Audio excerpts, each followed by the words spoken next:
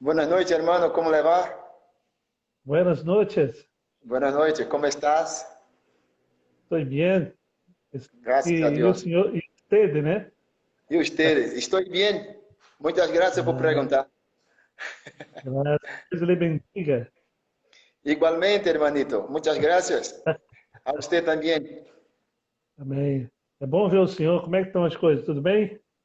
Tudo bem, reverendo, graças a Deus. Que bom. Louvado seja o Senhor, está tudo na paz. Apesar desse momento que as igrejas, o povo de Deus e as nações estão vivendo, que chamamos de pandemia, nós queremos Aham. dizer que estamos bem porque Deus está nos guardando, protegendo, e mesmo que sejamos alvo dessa enfermidade, não é sinônimo do abandono de Deus. É sinônimo de que Sim. nós somos humanos e estamos sujeitos a qualquer tipo de enfermidade. Que bom, que bom. E como é que está a família? A família está bem também, né? Graças a Deus, reverenda, a família está bem, graças a Deus. Tanto nós aqui em Bolívia, como os filhos que estão no estado do Espírito Santo, estão todos bem. Já fizemos contatos e, pela graça de nosso Senhor Jesus Cristo, todos bem. Que bom, graças a Deus. Bom, reverendo, vamos orar. Eu vou pedir para o senhor orar para a gente iniciar aqui. A gente vai ter um bate-papo aí com relação ao campo e tudo mais. Vai ser bom. Vamos orar para a gente começar. O senhor ora para a gente? Sim. Senhor Deus e Pai, em nome de nosso Senhor Jesus Cristo, te damos graças por esta oportunidade de estarmos participando deste dispositivo, Senhor, para que possamos interagir com a tua igreja no Brasil. Que o Senhor nos ajude, nos abençoe, nos guarde e que sejamos instrumentos do Senhor para abençoar outras pessoas e incentivá-los a entender a importância da obra missionária. Muito obrigado pelo teu guardar, pelo teu proteger, e que o Senhor guarde e abençoe todos os membros da igreja espalhada no Brasil e no mundo. Assim oramos em Jesus Cristo. Amém. Amém, Amém. reverendo. Louvado, amém. Louvado seja Deus. Então, o senhor estava falando que aí na Bolívia, como é que está? A gente tem notícias aqui, mas poucas. Pois é, reverendo. Na Bolívia é interessante o que o Brasil, ou algumas cidades do Brasil, passaram a, a fazer, a Bolívia já fez desde o início da pandemia. É Aham. interessante que a Bolívia é um país de terceiro mundo, entendendo a sua fragilidade no sistema de saúde, ela então fez a militarização. O que é isso? É Uhum. colocar as Forças Armadas na rua. Em cada esquina colocou Exército, Aeronáutica e a Armada. A Marinha lá eles chamam de Armada. E aqui eles fizeram isso. Justamente colocaram, espalharam em toda a cidade, higienização, e que é interessante que a pessoa pode sair uma vez por semana, no horário de 8 a meio-dia. Depois de meio-dia, reverendo, ninguém na rua. É interessante, Uhum. ninguém na rua. Sábado e domingo, ninguém na rua. Horário nenhum. Observe. Aqui está bem diferente disso. Em alguns Eu lugares, creio. tá? Está havendo isolamento no Brasil? É, certo isolamento em algumas cidades e tudo mais. Alguns governadores estão tentando isolar. Aham. Alguns lugares conseguiram, outros nem tanto. Mas no papel está tendo isolamento. Está tendo isolamento. E você vê que na Bolívia nós temos apenas 100 casos, 104 casos. Tá bem? Mortes. Nós temos hoje, lamentavelmente, nós estamos num patamar de mais ou menos 25 mortes. E, bom, Então, para um país com mais de 1 milhão de habitantes, ou quase 2 milhões, perdão, de habitantes, é um êxito, não? E nós precisamos ver sim. isso aqui. Precisamos ver isso no Ah, Brasil, porque o Brasil está vivendo uma coisa interessante. entendi. E me diz uma coisa, o senhor dá notícia aí com relação ao governo, teve uma troca de governo aí, foi tudo bem? Como é que está o campo com isso? Certo. Antes de responder essa pergunta, reverendo, quero dar as boas-vindas a todos que estão entrando aí no Instagram para acompanhar a nossa fala. Todos sejam Bem-vindo a bem-vindos, todos, tá? hein? E participe conosco. Muito obrigado a cada um de vocês e fica conosco aqui. Estão dizendo que a pandemia no Brasil está muito séria. E eu espero em Deus que por nossa área geográfica ser tão grande, o número realmente são exorbitantes, né? Os resultados. Pedir a Deus que o Brasil, eles saibam controlar isso, porque de repente o sistema de saúde vai ao colapso. Esperamos que não. Não é isso, reverendo? Reverendo, a gente espera que não. com a saída, reverendo Marcos Abreu, da Igreja Presbiteriana de Araçás, e demais irmãos que estão acompanhando, com a saída do governo Evo Morales, se possibilitou as eleições para o mês de maio de 2020. Em dezembro, o Evo Morales saiu fugido, né? Foi para o México como refugiado, pediu anistia, e de lá foi para outro país. E hoje foi cogitado para que as eleições fossem agora em maio. E a presidente da Assembleia Legislativa, ela assumiu a presidência interina na Bolívia. Sim. E graças a Deus, ela tem conhecimento bíblico. Eu não diria que é uma cristã genuína, autêntica, mas é uma mulher que tem conhecimento bíblico. E ela, antes de chegar no palácio, ela chegou à Bíblia. Ela trouxe a Bíblia nas mãos e disse que o seu governo ia ser pautado na Bíblia. Mas ela, como todo e qualquer político, ela se envolveu com outras linhas denominacionais e até linhas que não são evangélicas, e isso causou um problema administrativo para ela. E a sua fé cai em descrédito. Por isso eu não arrisco em dizer que ela é cristã, porque... Mas o que é interessante, respondendo diretamente à sua pergunta, é que nós estamos tranquilos com essa mudança de governo.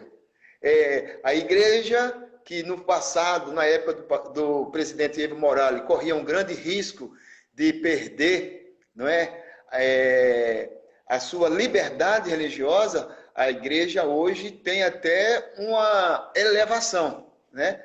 Hoje nós formamos, na nossa província, para você ter uma ideia, aqui na nossa província, Germano Bush, nós formamos uma associação de igrejas.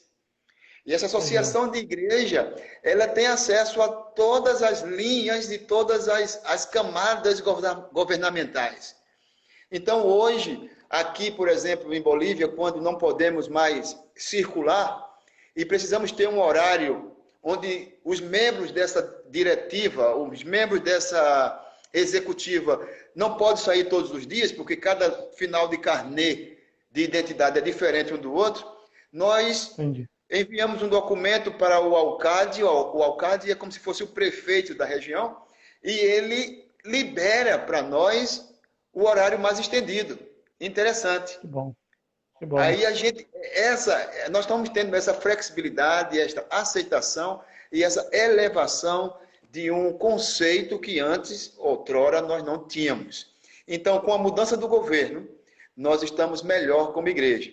Acredito que por esse bônus que o Brasil está dando às pessoas aí no Brasil, aqui também a presidente foi liberando esse bônus. E agora as eleições que eram para maio, ela está estendida até setembro ou outubro. E a presidente está ganhando popularidade. Eu acredito que ela vai se fortalecer com essa pandemia, e para setembro ou outubro, se for a eleição, acredito que ela vai ser eleita. E, consequentemente, as igrejas como um todo terão uma maior liberdade, e isso nós já temos alcançado aqui. Que bom, glória a Deus. Me diz uma coisa, me fala um pouquinho do senhor, do chamado do senhor, como é que se deu, como é que foi esse chamado missionário.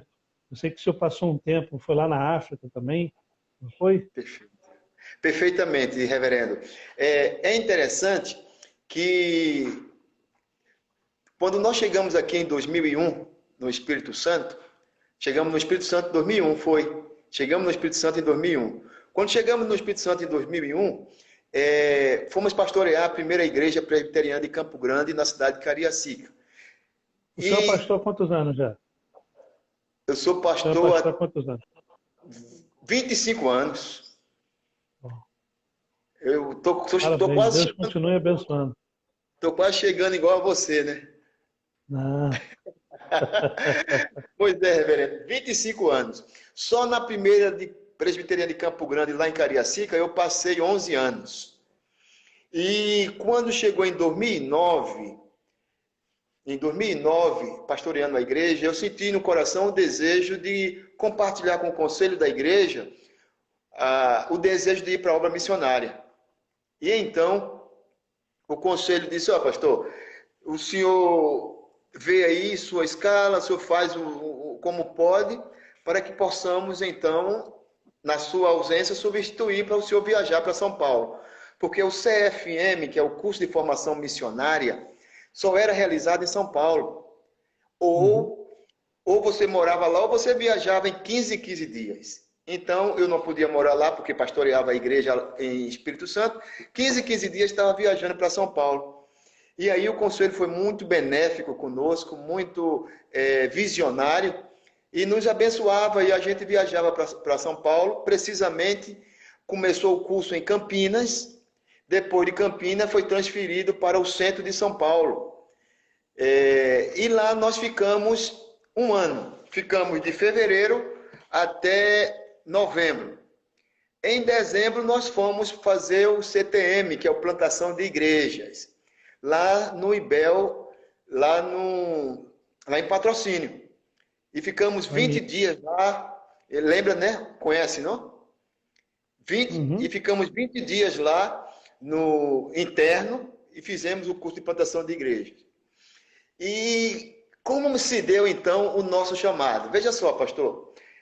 Existe uma missionária com o nome Sophia Miller.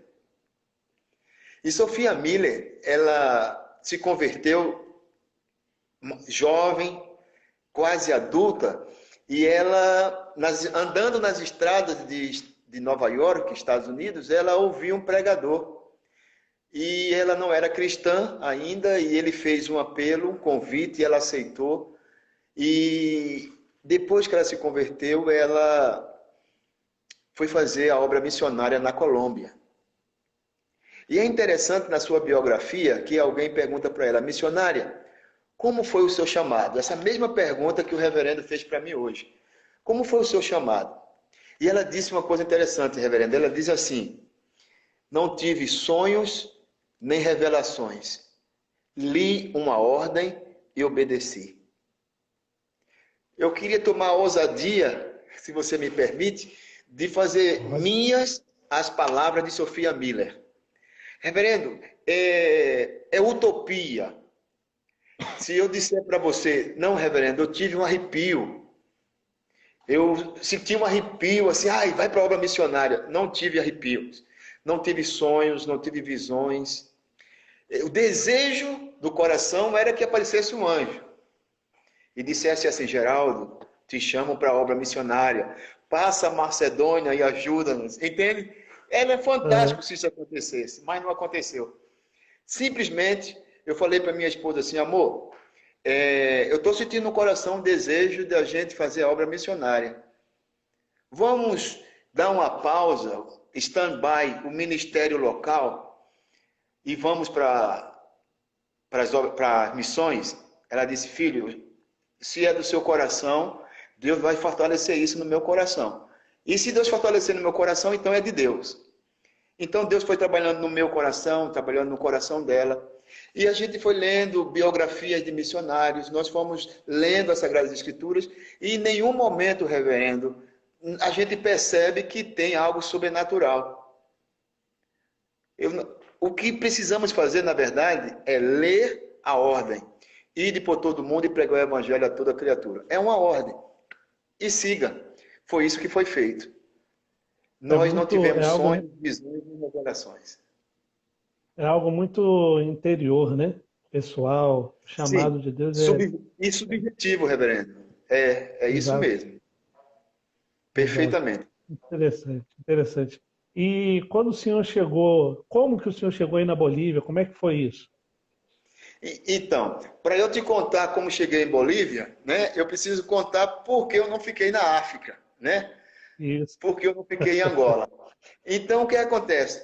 É, com a graça de Deus, nós tivemos uma certa evolução no curso missionário, que é o CFM, Curso de Formação Missionária, que é oferecido pela APMT, que é a Agência Presbiteriana de Missões Transculturais, e é um curso de um ano, como eu te falei, vai de fevereiro até mais ou menos novembro.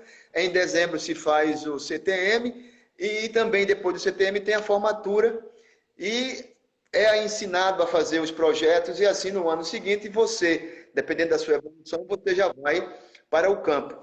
E foi interessante que quando eu terminei o meu CFM, eu ainda tinha mandado a terminar na primeira igreja presbiteriana de Cariacica, lá no Espírito Santo. Eu tinha ainda 2, 3 anos ainda.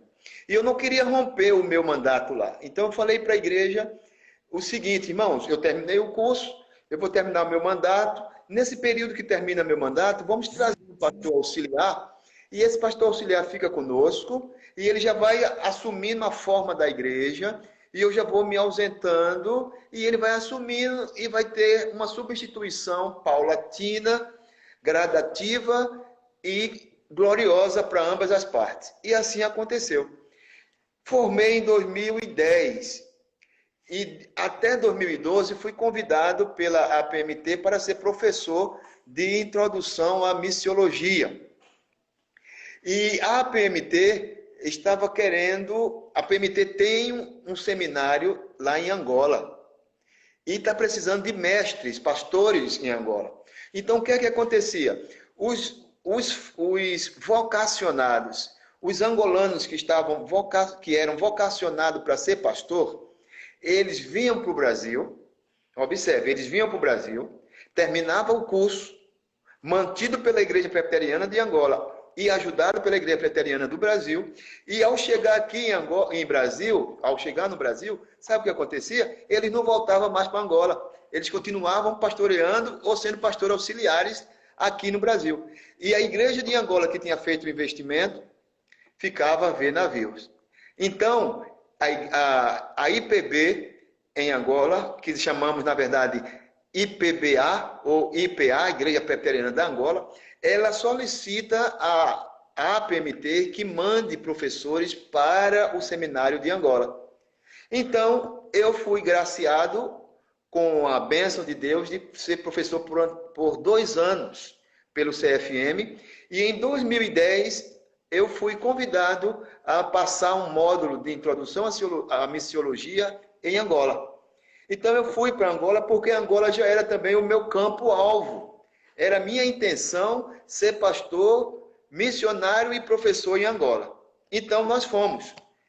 E é interessante que nós ficamos, estudamos, conversamos, aprendemos junto, trocamos experiência. E depois de 25 dias nós voltamos para Brasil. Interessante que quando chegamos no Brasil, reverendo, aconteceu de o pastor que estava na igreja presbiteriana de Puerto Soares, ou simplesmente no campo missionário de Porto Soares, ele tinha saído e a igreja estava se dissipando, as pessoas estavam saindo da igreja porque não tinha mais um líder a seguir. E tinha ficado uma missionária, e a missionária também já estava com uma enfermidade, que era câncer nas mamas, e essa missionária estava saindo do campo, e o campo ia ficar sem ninguém. E como eu tinha feito meu CFM em 2007, e eu já conhecia o campo, e algumas pessoas já me conheciam, então me chamaram para eu conhecer o campo. Eu disse, não, eu já conheço Porto Soares. Aí disse, por quê? Eu disse, não, pastor, porque o pastor que estava aqui saiu, foi trabalhar com a tribo Cauá, em Mato Grosso do Sul, e a missionária está com problema de saúde, ela voltou para o Brasil e nós estamos sem ninguém. E nós queríamos fazer o convite para o senhor vir para Porto Soares. Eu disse, olha, o meu projeto, meu coração está em Angola. Eu só posso mudar isso aí se Deus mudar, se a esposa aceitar esse desafio, porque a resposta de Deus vai ser brandando o meu coração e brandando o coração da minha esposa. Não adianta eu estar feliz e ela não, ou o contrário, correto?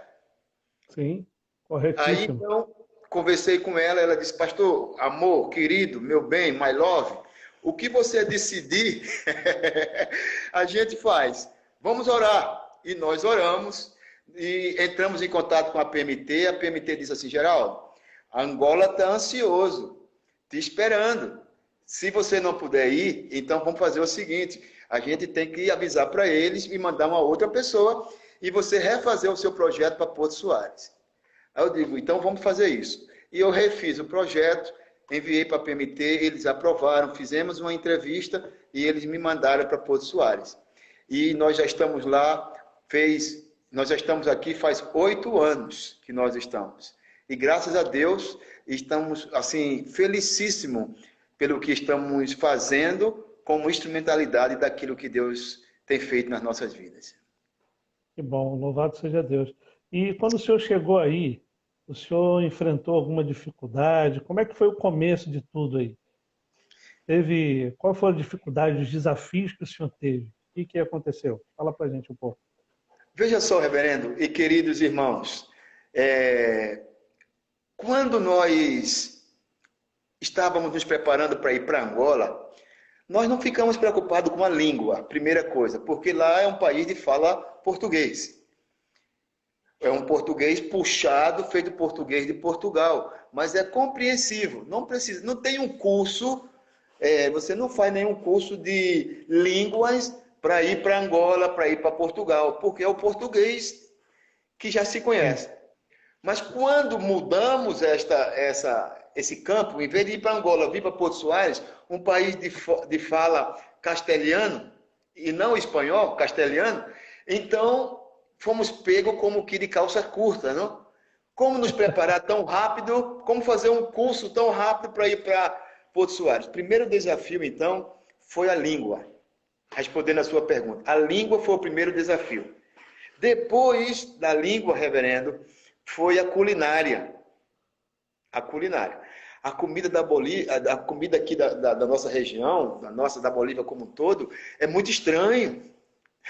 É uma comida, para você ter uma ideia, eu não estava acostumado com esse negócio de primeiro prato e segundo prato. O que é primeiro prato? Você vai comer, eles oferecem primeiro uma sopa. Aí um prato de sopa com pão, eles oferecem sopa de fidel, que é sopa de macarrão, sopa de legumes ou sopa de verdura. E depois vem o segundo prato. E o segundo prato é o almoço propriamente dito. E eu já tinha enchido a barriga só de sopa. Eu já tinha comido sopa. Como ia comer o segundo prato? Então, muitas vezes, a gente já não estava mais vivendo essas coisas. Aí eu disse assim, Glaucio, agora a gente não pede mais o primeiro prato. Vamos pedir só o segundo prato. Além de mais, pastor, o feijão, o feijão do Brasil, o feijão como um todo, não é o carro-chefe aqui em Bolívia. Nós aqui não comemos feijão. Para nós brasileiros comermos feijão, temos que ir em outra cidade chamada Corumbá, que é a fronteira com o Brasil, e comprar feijão. Agora, já tem feijão nos supermercados aqui, mas não faz parte da culinária, não faz parte da culinária boliviana. O que faz parte é arroz e macarrão. Isso aí faz parte da culinária boliviana. E é engraçado, na salada que você come com alface, tomate, abacate cru. Vem junto, abacate cru. Para você ver como algumas coisas estranhas. Mas aos poucos nós vamos nos acostumando e graças a Deus esses foram os primeiros desafios no que diz respeito a isso. O terceiro desafio, reverendo, foi como entender a cabeça, como funciona a cabeça do boliviano. As pessoas são muito simpáticas, muito educadas. As pessoas passam por você, buenos dias, boas tardes, boas noites, como levar, tudo bem? Sempre, todas as pessoas. É raro você não encontrar uma pessoa que lhe saúde no dia. Você convida essa pessoa para ir à igreja, ela nunca diz não. Sim, sim, vou. Qual é a ubicação? Qual é o endereço? Ou seja, qual é o lugar? Onde é que é a igreja? A gente explica. Ah, sei onde é. Delante da praça. Não, sim, eu vou. Que hora empensa? Empensa às 7h30, 9 da manhã. Ah, vou sim. E a pessoa não aparece. Ela não chega. E você, quando encontra ela, é interessante, e quando você encontra ela no outro dia, ela diz a mesma coisa: olha, não tuve condições de ir, pero outro dia vou. E não aparece. Mas é a pessoa simpática. Esses são os grandes desafios. Como funciona a cabeça do boliviano? Então, essas coisas foram um grande desafio para nós. E também as pessoas frequentam a igreja, participam da igreja, mas elas têm dificuldade de se filiar-se à igreja. As palavras em português já estão sumindo, porque eu tenho que falar mais português para poder ir lembrando. E assim tem acontecido, reverendo. E assim tem acontecido. E então, esses são os grandes desafios. Sobre perseguição, nós não temos aqui. Porque não, muitas né? perguntas giram em torno disso. Pastor, e a perseguição? Nós não temos perseguição. Liberdade de culto, liberdade de reunião, liberdade de expressão. Isso é muito bom para a glória de Deus. Isso é muito Amém. fantástico. Louvado seja Deus. E mediante esse povo, essa cultura diferente, que ferramentas o senhor usou? Quais estratégias o senhor tem usado aí para plantar a igreja aí na Bolívia? O que o senhor tem Muito bem. feito? Essa é uma pergunta muito... Então eu comecei a tentar pensar igual a eles. E como trazê-los? Então nós pensamos como bolivianos, culturalmente. Então fizemos o seguinte: vamos fazer encontros sociais. Encontros sociais, eles aparecem. Então, o primeiro encontro social que veio à minha mente, como eu gosto de futebol, nós começamos uma escolinha de futebol. A Você é escolinha de flamenguista? futebol, depende. O senhor é? É ou não? Vou deixar isso para lá. Vou deixar Então, isso para lá. deixa para lá. Então, reverendo, o que é que aconteceu? Como eu pensei no social, eu digo, vou começar uma escolinha de futebol, porque vai ser estratégia para alcançar as crianças, adolescentes e jovens, e automaticamente alcançar a confiança dos pais. Então, quando as crianças vinham para a escolinha de futebol, eu dizia assim: olha, eu preciso ir na sua casa conhecer seus padres. Eu preciso ir na sua casa conhecer os seus pais. Você não pode participar da escola se seu papá não autorizar. Preciso do permisso de seu papá.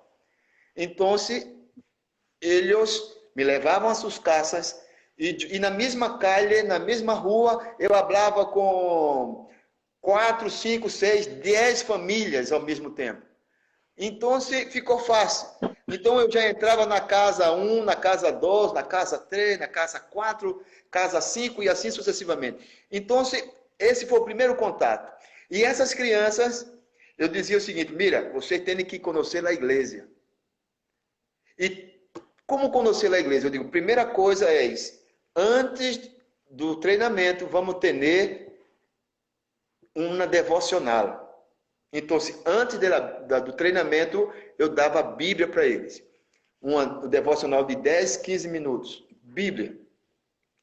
Quando terminava a devocional, nós começávamos o treinamento. E sempre advertindo, porque às vezes um chegava mais forte no garoto, um soltava uma pornografia, e eu corrigindo: olha, aqui não pode, esse ambiente aqui não pode, esse ambiente assim não, esse ambiente aqui não. E eles foram se moldando, se moldando. E quando tinha um caso extremo, eu levava esses meninos até sua casa. Teve um caso extremo, terminou o treinamento, eu ia na casa dele e falava para os pais dele: olha, aconteceu isso e isso, eu queria dizer que a senhora precisa orientar. Não é impedir ele de ir para o treinamento, é orientar ele nesse sentido, assim, assim, assim. Então, Rev, nós começamos com essa escolinha de futebol e outra coisa foi o programa de rádio. O programa de rádio também facilitou e as pessoas ligam para o programa, falam conosco ao vivo, pedem uma música, pedem oração e assim foi abrindo as portas e facilitando como estratégia para pensar como eles e alcançar a eles. E graças a Deus, o resultado é pouco, reverendo, mas temos alcançado vidas. E esse programa de rádio é diário? Como é que ele é? O programa de Semanal? rádio é diário, é na Rádio FM 103.1, Rádio Cultura FM, é de 9 da manhã até as 10. 1 hora de programa. E é aberto ao público, tem um canal aberto para o público, as pessoas ligam, pedem música, ligam, pedem oração, e a gente divide com oração, pregação da palavra, música e serviço público, fazendo algumas comunicações a respeito da comunidade. E nesse tempo de pandemia, isso tem ajudado muito. Por exemplo, a pessoa perde um documento, aí chega, deixa para a gente lá na rádio. Quando é no meu horário, eu falo. Quando é no horário da rádio ou outra coisa, aí as pessoas falam também. E a gente tem tido muito resultado, porque a rádio, como é FM, é um alcance tremendo. E aconteceu umas coisas interessantes, reverendo e queridos irmãos que estão nos ouvindo. Eu só quero deixar apenas uma coisa, um fato que aconteceu, e isso recentemente. Eu comunicando para a igreja, comunicando na rádio, que nós estaríamos nos ausentando, porque existe uma possibilidade de a gente ir para o Brasil, e estava comunicando, e queria lamentar, mas o programa não ia parar, eu ia deixar um missionário evangelista nosso, que é boliviano, cuidando do trabalho, e eu gostaria que todos permanecessem, não saísse da estação, continuasse fiel conosco nesse horário de 9 às 10. Terminou o programa, peguei minha mochila, minha Bíblia, minha agenda, guardei, saí da rádio. Quando eu passei numa rua assim, reverendo, uma senhora gritou: "Pastor, pastor!" E eu olhei, mirei para trás e: "Olá, senhora, como levar?" Ela disse: pastor, não se vá, pastor, não se vá da Bolívia." E eu digo: "Senhora, não me voe, senhora, o consulado quer repatriar-nos, pero não sei quando." Ela digo: "Pastor, quede-se com nós outros." Eu digo: "Senhora, por favor." Aí ela cercou-se, ela veio junto de mim, e eu expliquei: "Senhora, está para acontecer a repatriação. Quando isso acontecer, eu vou dizer para vocês, assim, assim, assim, mas eu vou e volto. Eu volto. As fronteiras abrirem e acabar com essa questão da pandemia, aí estamos de volta." "Ah, pastor, não se vá, nós outros gostamos tanto do seu programa, ouvimos o programa todos os dias." Eu digo: "Graças, senhora, graças." Então, reverendo, são coisas assim fantásticas. Eu poderia contar aí uns 10 casos semelhantes a esse. E são muito, é fantástico. Eu quero até aproveitar, reverendo, se um dia puder, Deus nos dê essa graça, o senhor pudesse fazer uma visita junto com sua esposa, a missionária Thaís, para ir lá conhecer o nosso trabalho. Nosso trabalho tem sido uma Vamos, bênção aqui em Bolívia. vamos marcar, vamos marcar. Já Amém. aparece aí sim. Eu sei que o Vai dar reverendo certo. conhece o mundo, conhece vários países. Não, Vamos ali, um país de terceiro mundo, coisinha rápida. É pertinho. não, não, vai ser bom ir aí. Vai ser E importante. com esses trabalhos todos que o senhor desenvolve, a questão da rádio, a questão da escolinha de futebol, o senhor falou também certa vez, eu acho que não sei se foi lá na igreja, ou foi conversando comigo sobre a questão acho que um jantar ou algo parecido que vocês fazem aí às vezes. Perfeitamente, reverendo. Vou adicionar as outras atividades de estratégias que nós outros temos. Nós temos 1, programa de rádio; 2, escolinha de futebol; 3, um instituto de computação. Nós temos um instituto de computação que todas as vezes que a gente vai ao Brasil, a gente comunica os nossos projetos e as pessoas se identificam conosco e doam computador de mesa. E a gente, quando pode, a gente traz esses computadores de mesa e nós acabamos montando um instituto de computação. E nesses 3 anos que nós temos aqui, que nós implantamos, nós já conseguimos formar 4 turmas. 4 turmas. E a gente forma a turma, mas todos os projetos têm a mesma estratégia. Antes de começar a aula, Bíblia, uma devocional de 10 minutos, 15 minutos, depois vem a aula de computação, depois vem o treinamento de futebol e assim sucessivamente. E a outra estratégia que nós temos é o que nós chamamos de cena, ou simplesmente janta. Cena na caceleta, janta no presídio. Nós vamos uma vez por semana, como nós somos no campo missionário e nossos recursos são poucos, nós vamos uma vez por semana e servimos janta para os presidiários e para os policiais que estão de plantão. Toda sexta-feira a gente chega lá às 6 da noite, nós entramos no presídio, deixamos uma marmita com os guardas, depois eles autorizam a nossa entrada, aí as pessoas, a igreja chegou, a igreja chegou, a igreja chegou, ou seja, a igreja chegou, a igreja chegou. A gente entra, eles param todas as atividades, faz um formato de meia-lua, e ali eles nos ouvem, nós falamos de Bíblia para eles, nós falamos do amor de Cristo, nós falamos sobre Jesus Cristo, sobre nascer de novo, depois a gente serve a sopa ou a janta. Essa é uma estratégia para alcançar os presidiários. E, consequentemente, alcançamos também os seus familiares, porque muitos deles pedem para a gente visitar os parentes. Pastor, o senhor pode ir lá em casa? Pastor, o senhor pode visitar meus filhos? O senhor pode falar com minha esposa? Pode falar com minha mãe?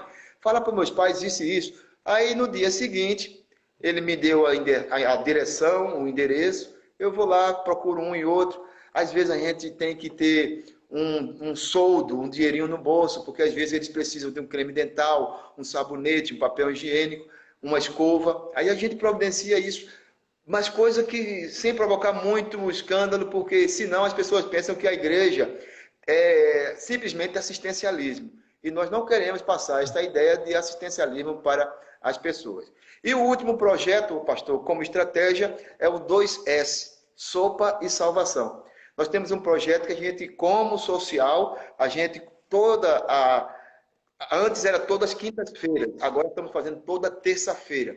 É chamado 2S, Sopa e Salvação. Quem está à frente desse trabalho é a Gláucia, tá? Mas nós coordenamos a parte espiritual. Toda a confecção da sopa é a Gláucia que coordena, tá? Eu vou a outras cidades buscar as doações. Quando não tem, a igreja mesmo providencia.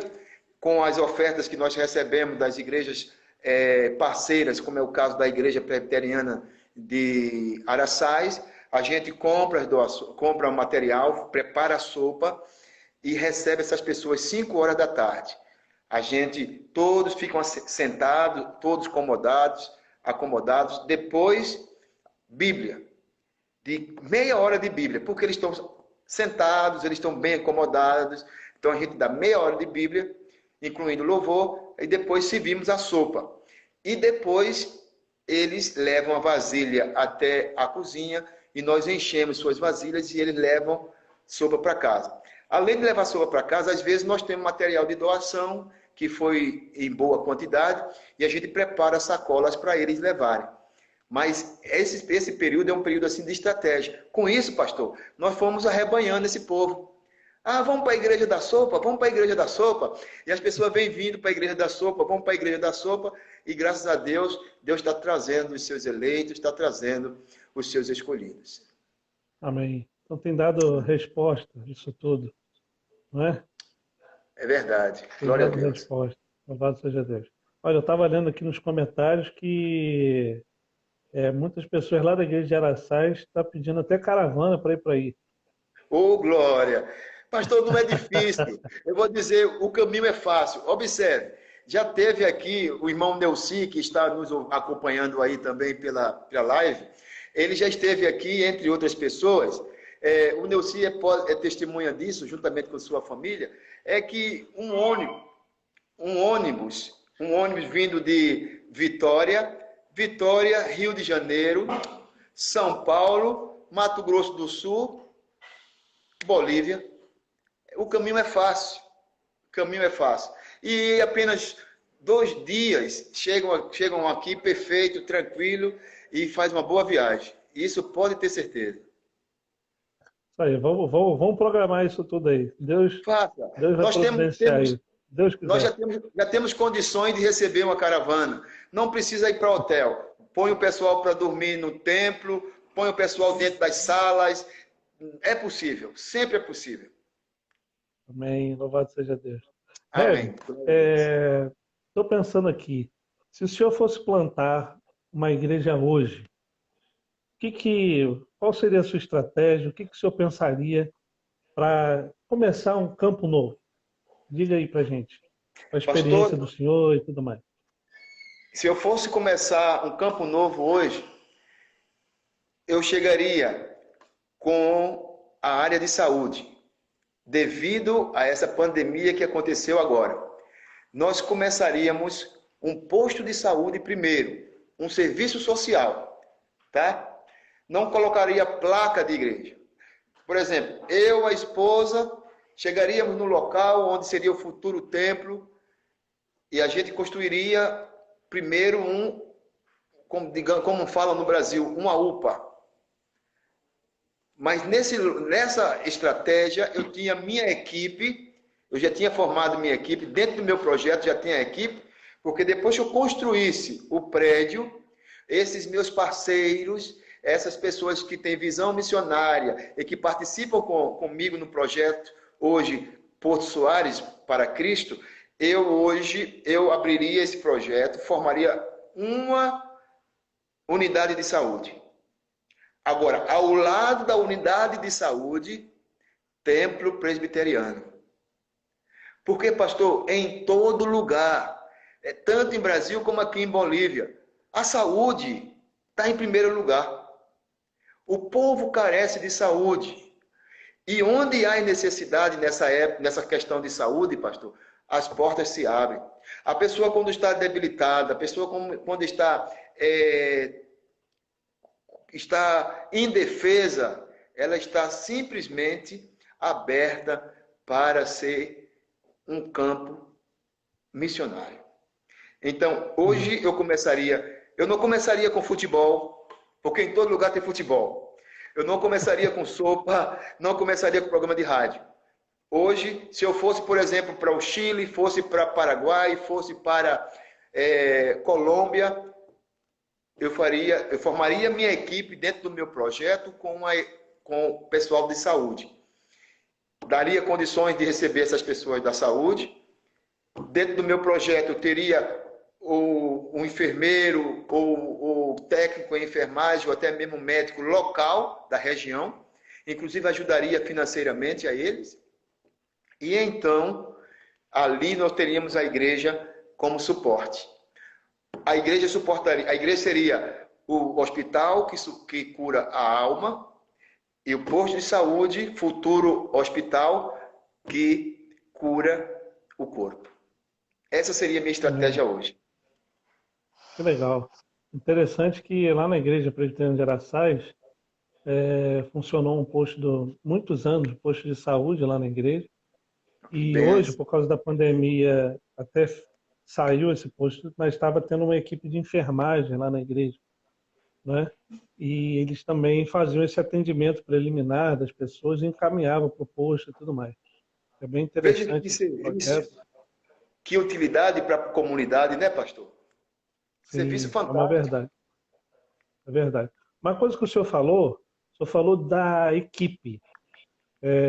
Então, o senhor faria essa questão do posto de saúde, mas o senhor falou dessa equipe, né? Essa Sim. equipe, como é que formaria essa equipe? O que o senhor pensou, está pensando sobre isso? A equipe, pastor, ela é a mão na roda para que Seria o seu projeto... Seria uma equipe base, é isso? Sim. Seria uma equipe base. Porque, veja só, o pastor, o missionário, ele não consegue abarcar tudo sozinho. Então, se eu estou sabendo que daqui a 1 ano, 2 anos, eu vou para outro campo, começar um trabalho novo, então eu tenho 2 anos para formar essa equipe. Então eu iria de igreja em igreja, eu iria de pessoa em pessoa que eu conheço através do nosso laço de amizade e convidaria essas pessoas a fazer parte do projeto do coração de Deus.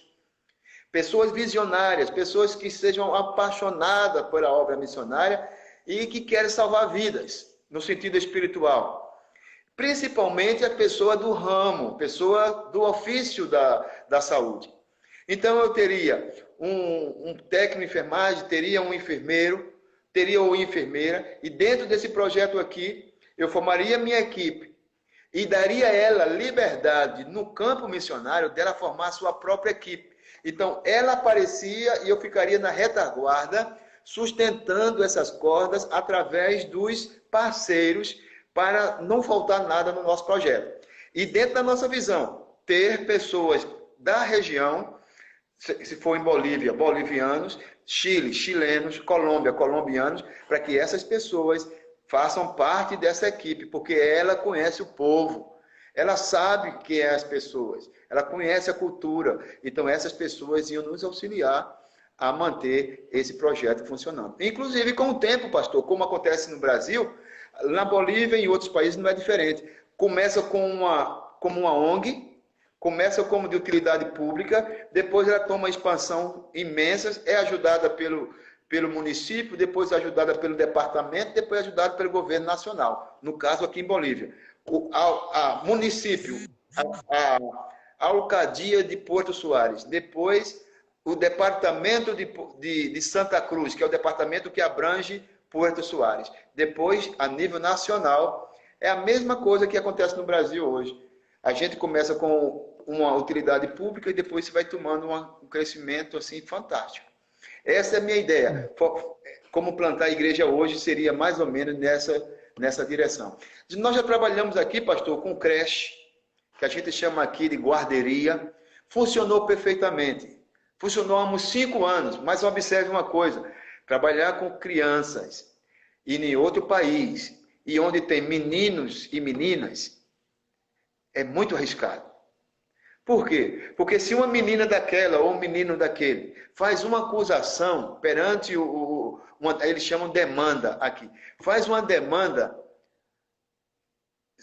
de abuso, pastor, o país vai cair matando porque é estrangeiro, entende? Porque é estrangeiro. Então, aí nós, bem, já é hora de cambiar isso, hora de mudar. Aí mudamos, saímos do orfanato, aí começamos a escolinha de futebol, programa na rádio, sopa, janta no presídio, computação e 2S, sopa e salvação. Isso é muito importante. Amém, louvado seja Deus. E Amém. me diz uma coisa, reverendo. Para as igrejas contemporâneas, as igrejas de hoje, você acha que ainda a plantação de igreja é necessária? Uma igreja plantar novas igrejas? Fala para mim um pouquinho sobre isso. Reverendo, aquele texto que diz assim, se nós nos calarmos, até as pedras clamarão. Isso, reverendo, não é possível que a igreja contemporânea hoje, ela não busque implantar a igreja. Porque, reverendo, a palavra do nosso Senhor Jesus Cristo é ir por todo mundo. Quando eu vou, quando eu obedeço, quando eu evangelizo e as pessoas se convertem, e às vezes, reverendo, converte uma pessoa, mas na família tem 10 pessoas. E o que é que acontece? Onde eu vou reunir aquelas 10 pessoas? O que é que eu começo? Começo uma congregação, ou melhor, um ponto de pregação, uma congregação, e ali está uma futura igreja. Creio eu que no Brasil, a maioria das igrejas começaram assim. Começaram com um ponto de pregação, depois uma congregação, depois uma igreja. Algumas poucas que começaram com uma explosão como igreja. Mas a maioria das igrejas, por exemplo, eu sou pernambucano, eu vim da cidade de Olinda, lá em Pernambuco. E eu sei muito bem que muitas igrejas que eu participei e experimentei, veio a partir de congregação. Agora, o que nos dói hoje, é que há muitas igrejas hoje em Brasil que continuam como congregação. E a gente faz assim, venha conosco comemorar os 50 anos da congregação, subindo e descendo. Olha, 50 anos de uma congregação, venha comemorar conosco, festa de aniversário, 50 anos. É óbvio, tem que levar em conta o contexto, onde está localizado e muitas outras coisas. Mas 50 anos como congregação é muita coisa, não? É muita coisa. Então, neste caso, precisamos revitalizar. Não fechar as portas, mas revitalizar. o que está acontecendo? O que precisamos fazer? Puxar, trazer uma escola junto com a igreja, trazer um posto de saúde, trazer o que como estratégia para fazer essa igreja explodir? Em Recife mesmo, quando eu pastoreei uma igreja num bairro chamado Jardim Uchoa, essa igreja, o bairro é Jardim Uchoa, em Recife, essa igreja tinha um projeto social chamado CCEP.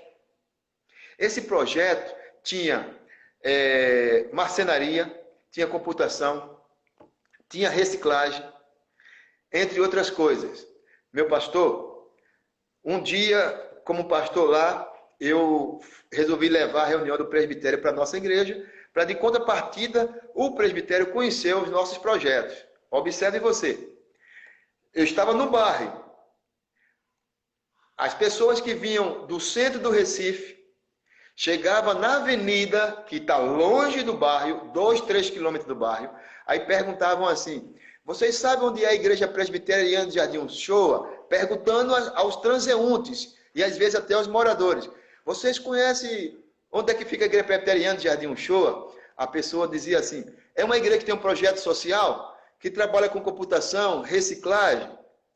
Aí a pessoa dizia: ah, é uma igreja. O senhor vai em frente, entra à esquerda e vai em frente a vida toda. Aí o senhor vai ver uma igreja que está terminando. Lá é a igreja presbiteriana de Jardim Uchoa e do lado tem um projeto, porque os meus filhos participam do projeto. Eles fazem computação, fazem marcenaria. Olha que coisa fantástica. Nossa igreja, ela ficou conhecida pelo projeto chamado CCEP. Ela cresceu por causa do projeto. Então o que eu quero dizer? É importantíssimo que nós venhamos a implantar a igreja. Se a igreja não implantar a igreja, se uma mãe não tiver filhas, se esta igreja não tiver congregações, irmãos, vai chegar um tempo que as pedras clamarão. Porque se nós presbiterianos, por exemplo, reunirmos, evangelizamos, a pessoa é de um bairro, por exemplo, um bairro de Araçás. Se a pessoa, eu creio na teologia presbiteriana, na teologia reformada, eu quero participar de uma igreja com essa teologia, mas só encontra teologia arminiana. Como é que pode? Essa pessoa não vai se firmar nessa igreja. Então precisamos evangelizar e precisamos ter um lugar para receber essas pessoas. Implantaria igreja, planto igreja e uso a estratégia social para alcançar as pessoas. Amém. Louvado seja Deus. É importante a gente conversar sobre isso, porque a gente está num projeto de plantação. Glória a Deus. Na verdade, é um projeto de replantação de igreja ali em Riviera da Barra. Não sei como é que vai ser durante essa pandemia, mas a gente está nesse projeto lá. E provavelmente esse ano, ou de repente no início do ano que vem, a gente vai começar os trabalhos ou recomeçar os trabalhos para a honra e glória de Deus. E a gente está nessa formação de equipe base, de pensar nos projetos, pesquisa de campo e outras coisas mais. Né? Isso. E Primeira é importante. coisa, pastor, a pesquisa de campo é fundamental, pastor. O que já tem na região, o que não tem, o que precisa, se tem várias igrejas e qual a linha denominacional dessa igreja, qual o nível econômico das pessoas, tudo isso é importante. Pesquisa de campo. Isso aí, a gente está nessa fase de pesquisar o campo, tem até pessoas envolvidas, a gente está formando essas equipes para tudo caminhar bem para a honra e glória de Deus. E é bom, porque a congregação já tem até terreno próprio e assim vai. A gente vai, a graça de Deus, conseguir. E diga-se de passagem que eu já estive lá nessa congregação e já preguei lá, tá? Isso aí. Uma igreja muito agradável, uma região muito gostosa. Já estive lá. Louvado seja Deus por isso. Quem me levou foi a missionária Esther, quando estava lá. Isso aí. Inclusive, o missionário Esther está por aí, deve estar nos assistindo aí. O Yuri também está aí. Mandaram um abraço para o senhor. E é muito bom. É muito bom. Me diz uma coisa, Rep, a gente está caminhando para o fim aqui.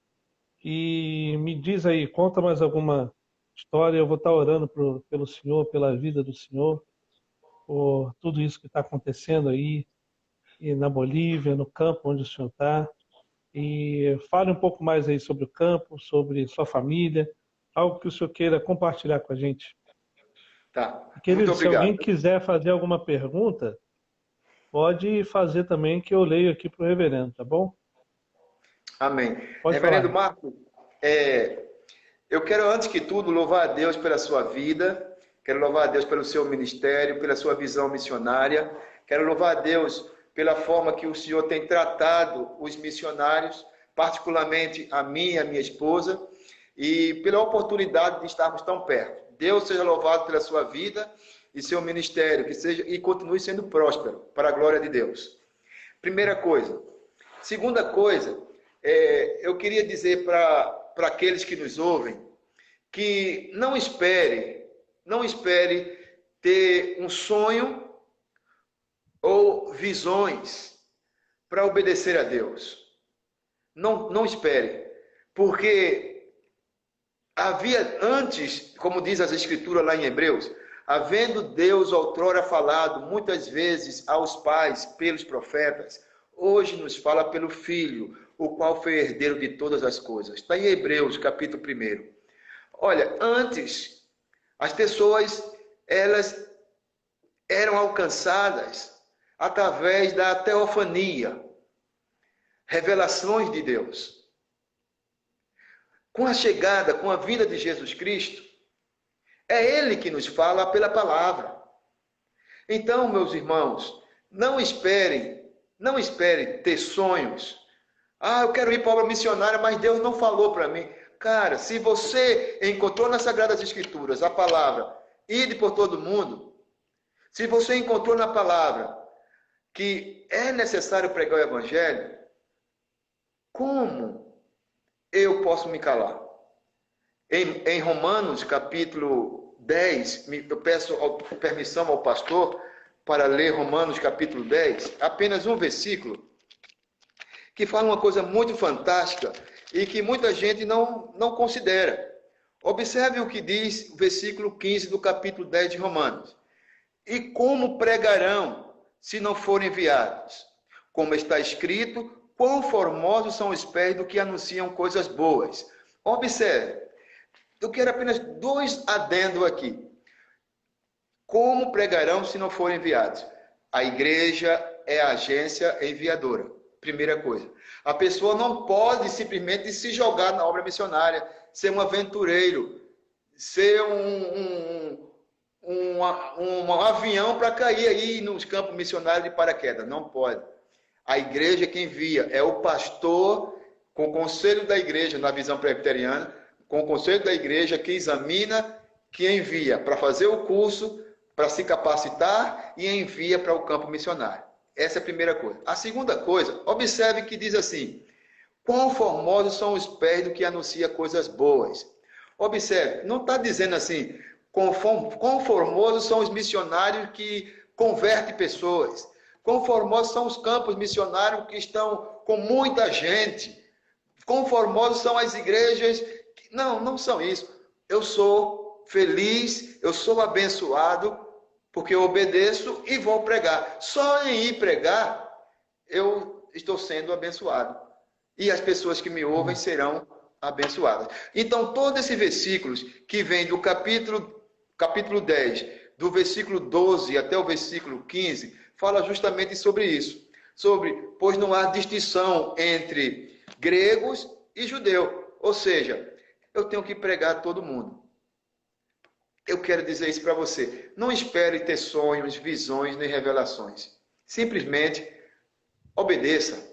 Se a palavra é para ir, vamos. Aí o meu sustento. Deus, assim como ele sustentou Elias, ele vai sustentar. Vai mandar os corvos para nos manter. Geraldo, Sim, reverendo. nosso tempo está esgotando aqui. Tem 15 segundos para a gente terminar. A gente pode terminar e voltar, mas vai acabar. Acho que eu vou terminar e voltar e eu oro pelo senhor. Tá bom. Tá bom? Então vamos aguardar. Aí o senhor segue. Voltamos. Reverendo, a gente poderia ficar aqui horas conversando ainda, hein? Então, vamos concluir, reverendo. Então, eu quero finalizar dizendo 2 coisas. A primeira é essa que eu falei sobre esse chamado, essa vocação, ela é muito ela é muito pessoal, tá? Ela é muito pessoal. Só a pessoa que vive isso é que sabe, tá? Só a pessoa que vive isso é que sabe. É inexplicável, é inexplicável.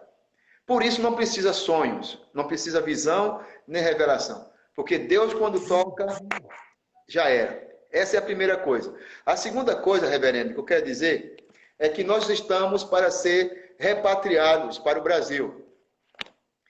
Acredito que sexta-feira, hoje é terça, acredito que sexta-feira já estamos chegando no Brasil, se Deus permitir. Estaremos indo para o Brasil porque a orientação da Bolívia, do consulado aqui na Bolívia, é que todos os brasileiros, eles aceitem a repatriação enquanto não passe essa pandemia. Porque o que está acontecendo é que Bolívia não tem um serviço de saúde muito bem estruturado. Então, o que acontece? Se tem um brasileiro para ser atendido com novo coronavírus, e tem o boliviano, e só tem um respirador, para quem você acha que eles vão atender? Para o boliviano. Então, o consulado, consciente disso, falou o seguinte: orientamos todos os brasileiros que estão em Bolívia, que aceitam a repatriação, se inscrevam no consulado da sua região e assim vocês podem seguir viagem até a cidade de Campo Grande, em Mato Grosso do Sul. Então, nós já fizemos nossa inscrição, estamos só aguardando a comunicação e estaremos viajando para o Brasil. Assim que nós chegarmos em Brasil, vamos fazer contatos e vamos ficar à disposição dos irmãos para atender outras lives como esta. Amém? Amém. Louvado seja Deus. Amém. Algumas pessoas perguntaram sobre lives, né? Antes de orar e desejar uma boa viagem para o senhor, para a família, na próxima terça-feira a gente vai ter outra live. O reverendo Osni. O reverendo Osni, ele está lá no Oriente Médio e a gente vai estar tendo essa live com ele também. Vai conhecer e conversar um pouco com ele sobre o campo e sobre isso tudo que a gente conversou aqui, né? A gente poderia ficar aqui várias horas conversando, né? E louvado seja Deus por isso, pela amizade, pelo carinho. Manda o nosso abraço para a Gláucia, para os filhos, para o senhor. O senhor é um querido nosso, querido da Igreja Presbiteriana de Araçás, de cada membro. E como a Rita botou aí, ó, é bênção pura. Bênção pura. Louvado seja Deus. Das nossas vidas. É um amigo querido também. Vou estar orando, então lembrando que na próxima terça-feira a gente vai estar divulgando também, por volta das 19 horas, perdão, por volta das 20 horas, na próxima terça-feira a gente vai estar com mais uma live com o reverendo Osni, que está lá no Oriente Médio. Eu falo isso porque ele permitiu falar. Em alguns lugares nem isso pode se falar, né? É verdade. Mas ele está lá e louvado seja Deus, a gente está aprendendo um pouco mais sobre o campo, sobre os missionários e vão vir outras lives também de outros campos aqui no Brasil e fora no Brasil também. Deus abençoe todos que estão aí nos assistindo e que esteja com a gente aí participando das próximas. Fala, Regis. Reverendo, eu quero agradecer mais uma vez a você, a Thaís, ao Conselho da Igreja Presbiteriana de Araçás, por essa ajuda, por essa parceria. Deus abençoe de coração, por essa estratégia, o uso da internet, o uso dessas redes sociais, para que nós possamos ir interagindo. E também deixo meu abraço especial a todos esses que estão participando conosco, pessoas da velha guarda. Estou vendo aqui muita gente que eu conheço há muito tempo está participando, pessoas que eu enviei o convite e atenderam o nosso convite e estão participando conosco. Nosso muito obrigado, Deus abençoe a todos e tenham todos uma boa noite. Muito obrigado, reverendo. Amém. Vamos estar orando então pela vida do senhor, pela Gláucia, pelos seus filhos e pelo campo também. Vamos orar, falar com Deus nessa hora. Amém. Pai eterno, Deus querido, nós queremos colocar a vida do reverendo Geraldo, sua esposa Gláucia em tuas mãos, os seus filhos também. Pai eterno, eles que têm dedicado tempo na tua obra, no chamado missionário, que eles têm feito ali na Bolívia. Pai eterno, em nome do teu Filho Jesus Cristo, abençoe esta igreja, abençoe que os frutos, Senhor, o reverendo Geraldo e sua família possam ver, ó Pai, de conversões, segundo a tua vontade, em nome do teu Filho Jesus Cristo. Pai eterno, em nome de Jesus, abençoe a volta dele para o Brasil, que nós possamos conversar mais, que nós possamos fazer outras lives também com ele, e que em nome de Jesus o Senhor possa mostrar coisas novas ao reverendo Geraldo e sua família, e que pela tua graça o Senhor traga-o com paz e segurança até o Brasil. Amém. Pai eterno, quanto ao campo que vai ficar lá, protege-o, Senhor, guarde-o, que em nome de Jesus, ó Pai, as pessoas que frequentam lá não esfriem na fé, mas que eles possam cada vez mais ter o ardente coração voltado ao Senhor, a tua palavra e a tua maravilhosa vontade. Pai eterno, permaneça com o reverendo Geraldo, com o seu chamado, com a sua família. E guarde o Senhor, em nome do teu Filho Jesus Cristo que oramos. Amém, Pai. Amém, Senhor. Amém. Graças, reverendo. Um abraço. Amém. Deus abençoe, tá bom, reverendo? E até Igualmente.